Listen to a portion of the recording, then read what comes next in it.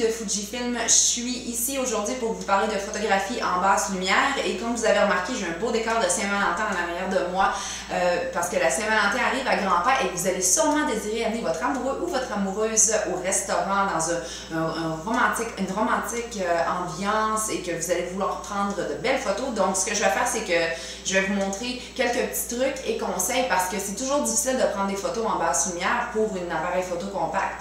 Donc, pourquoi je dis que c'est difficile? Parce que ce qui arrive, c'est que l'appareil, puisqu'il n'y a pas assez de lumière, l'appareil va vous donner des photos qui sont souvent granuleuses, il y a souvent peut-être des flous et c'est souvent trop sombre. Donc, on va essayer de voir un petit peu quelques options qui vont faire qu'on va pouvoir prendre de meilleures photos. Donc, la première solution avec l'appareil, en fait, ce que l'appareil, la façon qu'il fonctionne, puisqu'il y a le moins de lumière, si vous mettez l'appareil en mode automatique, l'appareil va automatiquement activer le flash. Qui n'est pas une mauvaise option pour tous les types de photographie, c'est la méthode traditionnelle, mais souvent, ce que le flash va faire, c'est qu'il va vous donner des sujets qui sont souvent surexposés et des arrière-plans qui sont souvent sous-exposés. Donc, une façon de faire pour éviter ça, c'est d'augmenter le niveau d'ISO. Ce que ça va faire avec le flash, c'est que ça va vous donner une plus longue portée de zoom, ce qui va faire que ça va être plus facile pour vous d'illuminer à la fois votre sujet et votre arrière-plan, et qui va vous permettre de capturer une meilleure ambiance. Le deuxième truc que je vais vous donner, c'est d'utiliser la fonction de synchronisation lente du flash qui est disponible dans à peu près tous les appareils photo numériques sur le marché. Quand vous regardez dans votre menu de fonctions et de caractéristiques, souvent c'est désigné avec un S, la lettre S et une petite éclair à côté. Donc ça, c'est une autre façon. Encore une fois, ce que ça va faire, c'est que ça va vous donner une vitesse d'obturation plus lente, utilisée avec le flash pour une meilleure portée de zoom et un meilleur éclairage général pour la photographie.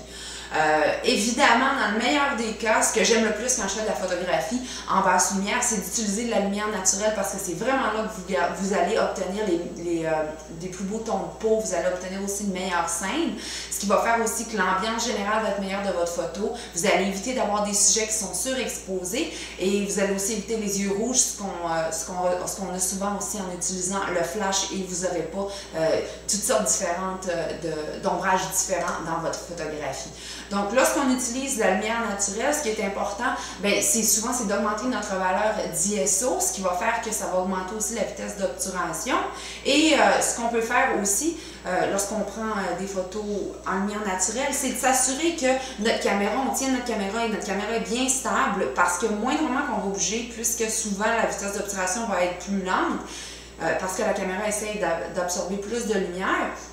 Ce que ça fait, c'est que vous allez avoir des traînées. Si jamais vous ou votre sujet bouge, vous allez avoir des traînées de lumière ou vous allez avoir des flous. Donc, c'est très important. Ce que vous pouvez faire aussi, un petit truc, c'est de vous traîner un trépied comme ça pour mettre votre appareil dessus. Donc, faites juste mettre ça dans votre sac à main ou dans votre poche. Et puis, quand vous arrivez, peu importe où est-ce que vous êtes, vous êtes prêt à faire de la photographie en basse lumière. Donc, ce que vous faites, c'est que vous avez juste à mettre votre appareil.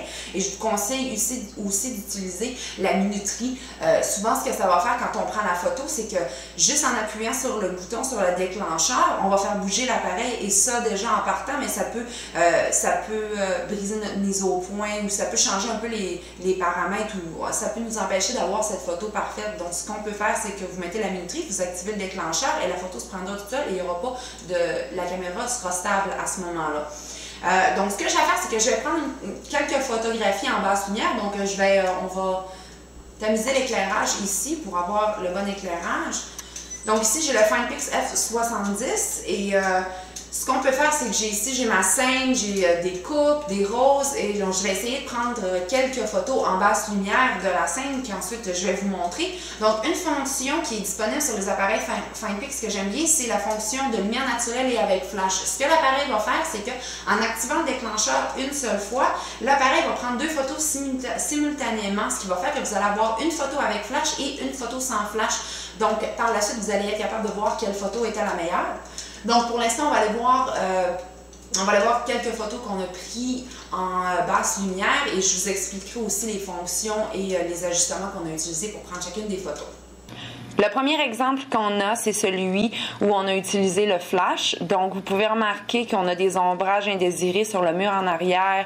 Les verres sont... on peut voir la réflexion même du photographe dans les verres et il y a la lumière qui s'est reflétée aussi sur l'une des décorations. Donc, définitivement pas la meilleure option.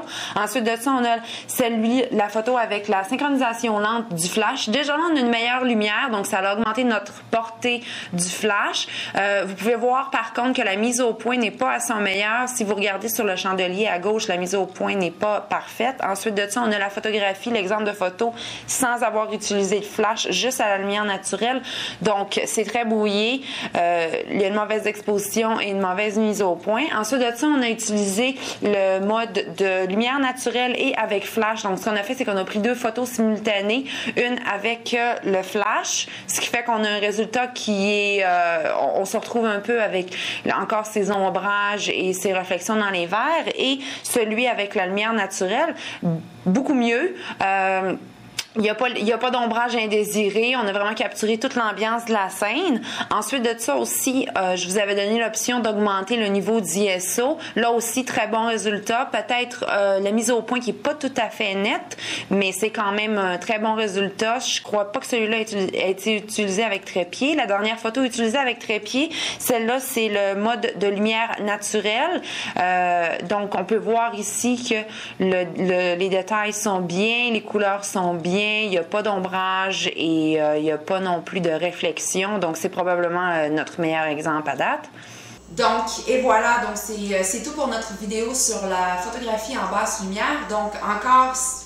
Conseil général, c'est sûr que plus vous allez investir pour un appareil photo, plus un appareil photo va être de prix élevé, plus souvent il va y avoir des technologies qui vont être en place dans l'appareil pour vous permettre de prendre de meilleures photos. Ici, j'ai le Phanpix Z70 qui a la technologie EXR qui nous permet de prendre d'excellentes photos en basse lumière. C'est sûr que si vous avez un appareil à moindre coût, souvent, ça va être un petit peu plus dur d'appliquer tous ces conseils et trucs avec votre appareil. Donc, c'est tout pour notre vidéo sur la basse lumière. Je vous remercie et je vous souhaite de prendre de belles photos. Au revoir!